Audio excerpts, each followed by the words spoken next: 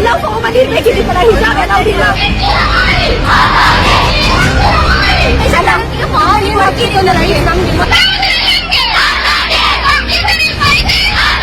all students are like family we are family this is our respect don't you remember what he said in the first job आज मैं एक सवाल पर ही कायम रहना चाहता हूं कि हिजाब वाली लड़कियों तुम कहां से आती हो हिजाब वाली लड़कियों तुम किस मिट्टी की बनी हो हिजाब वाली लड़कियों तुम डरती क्यों नहीं हो क्यों जिद पर अड़ी हो तालीम की बंदगी में कलम के वास्ते हर्फ के वास्ते वास्ते हासिल इल्म के हिजाब वाली लड़कियों तुम कहां से आती हो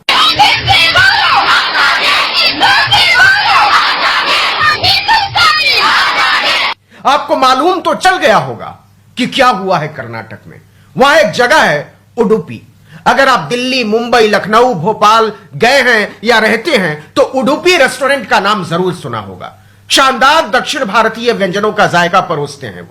वो उडुपी कर्नाटक का एक जिला है उसी उडुपी के कुंडापुर कस्बे में लड़कियों का एक सरकारी इंटर कॉलेज है पीयू कॉलेज पीयू का मतलब प्री यूनिवर्सिटी कॉलेज लॉकडाउन की वजह से कोई 1.5 साल के बाद कॉलेज खुला था लड़कियां हुलसते हुए कॉलेज पहुंची थीं लेकिन कुछ लड़कियों को गेट के बाहर ही रोक दिया गया उन लड़कियों ने सवाल किया कि आप हमें क्यों रोक रहे हैं बताया गया कि निजाम का नया फरमान आया है आप हिजाब पहनकर पढ़ाई नहीं कर सकते इसके बाद लड़कियों ने पूछा यह कहां लिखा हुआ है तो स्कूल के मास्टर इधर उधर देखने लगे ಸ್ಟಾರ್ಟಿಂಗ್ ಅಲ್ಲಿ ಎಲ್ಲ ಫಾರ್ಮಲ್ಲಿ ಇರಬೇಕಿದೆ ತರ ಹಿಜಾಬ್ ಎಲ್ಲ ಇಲ್ಲ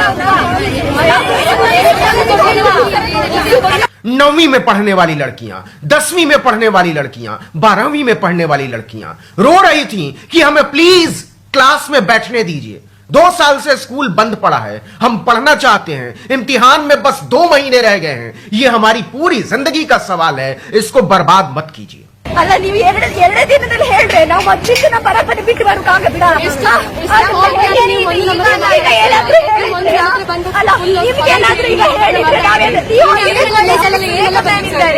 लड़कियां कहती हैं कि कॉलेज में हर साल पूजा होती है अलग अलग मौकों पर हमने कभी कोई ऐतराज नहीं जताया आप ईद और शबे बारात तो नहीं बनाते हिंदू लड़कियां बिंदी लगाकर आती हैं आपने कभी नहीं रोका कभी नहीं टोका कई बार साड़ी पहनकर आती हैं आप नहीं रोकते फिर हमें हिजाब पहनने से क्यों रोक रहे हैं छात्राओं ने अब इसे लोकतंत्र के उसूलों का सवाल बना लिया है कि हिजाब पहनना हमारी धार्मिक स्वतंत्रता का हिस्सा है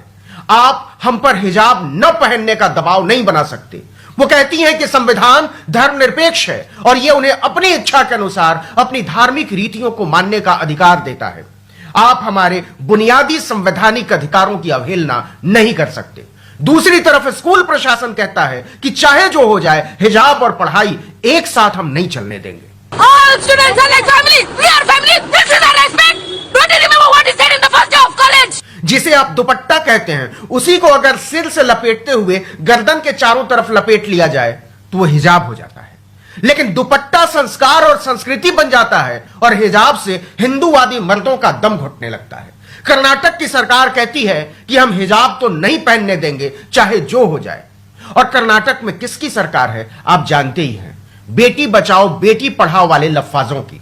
वो मुश्किल से मजबूरियों की तमाम बेड़ियां तोड़कर स्कूल के दरवाजे तक पहुंची बेटियों के हाथ से बस्ता छीन रहे हैं उनकी किताबें नोच रहे हैं और उनकी कलम तोड़ रहे हैं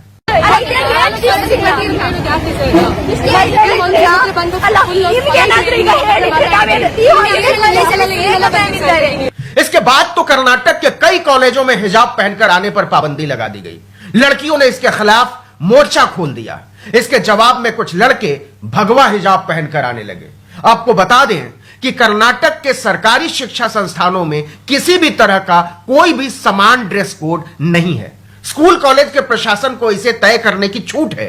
फिर यह अचानक से हिजाब पर सवाल कैसे उठा क्यों उठा और किस वजह से उठा हम बताते हैं देखिए कि उत्तर प्रदेश के चुनाव में भाजपा की लाख कोशिशों के बावजूद मामला हिंदू बनाम मुसलमान होता दिख नहीं रहा है प्रधानमंत्री और गृह मंत्री तक कूद पड़े माहौल को सांप्रदायिक बनाने में जहरीला बनाने में लेकिन लोग उन पर ध्यान देने को तैयार नहीं है ऐसे में कर्नाटक से माहौल खराब करने की कोशिश हुई है इसी का हिस्सा है असदुद्दीन ओवैसी की कार पर कथित हमला कमाल तो यह है कि 6 फुट की दूरी से गोली मारी गई और दोनों ही गोलियां कांच तक पर नहीं लगी दरवाजे के निचले हिस्से में जाकर लगी आप लिख कर ले लीजिए, यूपी का चुनाव गुजरते ही सारे लफंगे शांत पड़ जाएंगे। लेकिन यहां सवाल दूसरा है, आप हिजाब के नाम पर लड़कियों को पढ़ने से रोक रहे हैं। तो मेरा सवाल फिर से वही है, हिजाब वाली लड़कियों तुम कहां से आती हो?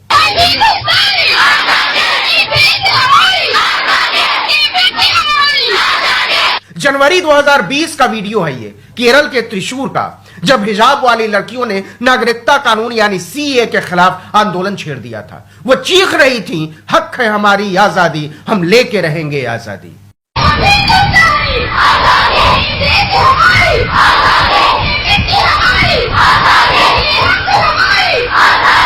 सच सच बताओ, हिजाब वाली लड़कियों तुम कहां से आती हो और कहां से लाती हो इतना साहस, इतनी ताकत?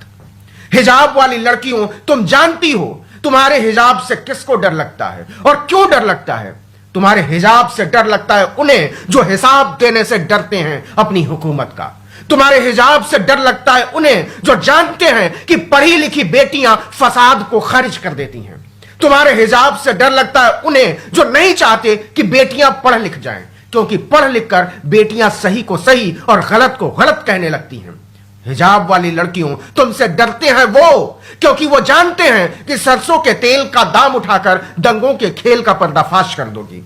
ओ हिजाब वाली लड़कियों, वो डरते हैं तुमसे क्योंकि दिन में कई बार रंगीन कपड़े बदलने के बावजूद जमहूरियत के हमाम में राजा नंगा नजर आता है। तुम्हें 100 सलाम है हिजाब वाली लड़कियों, जो जालिमों की बनाई हुई अंधी सुरंग में घुस कर मार रही हो अंधेरे के मुंह पर मुक्का, जो दिखा रही है जाहिलों को मशाल कि पढ़ना है इसलिए कि बेहतर दुनिया के लिए लड़ना है, और लड़ना है इसलिए कि एक नई दुनिया के लिए पढ़ना है। ओ हिजाब वाली लड़कियों, हम कर्जदार हैं तुम्हारी तनी हुई मुट्ठियों के। मुझे यह कहने में कोई गुरेज नहीं कि हिजाब वाली लड़कियों, तेरी मुट्ठी में क्या है? मुट्ठी में है तकदीर हमारी।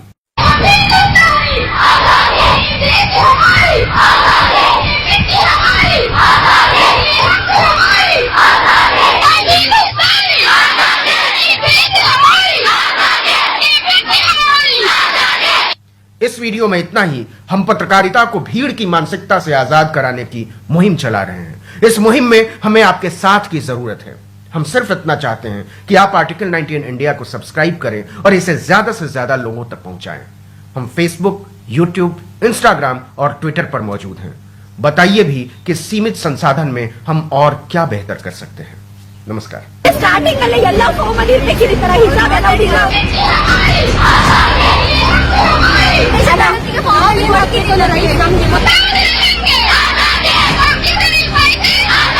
All students are